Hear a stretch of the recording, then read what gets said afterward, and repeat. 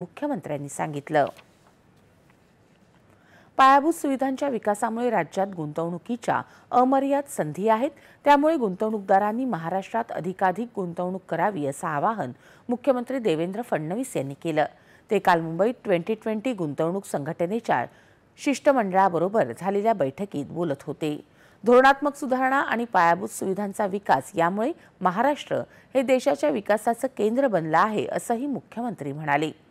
उद्योग विभागाच्या मंत्रिमंडळ उपसमितीची 13वी बैठकही काल मुख्यमंत्र्यांच्या अध्यक्षतेखाली झाली। राज्यात सौर पॅनल निर्मिती क्षेत्रात होत असलेल्या भरीव कामामुळे मोठी ग्रीन इकोसिस्टीम निर्माण होणार असल्याचं त्यांनी यावेळी सांगितलं।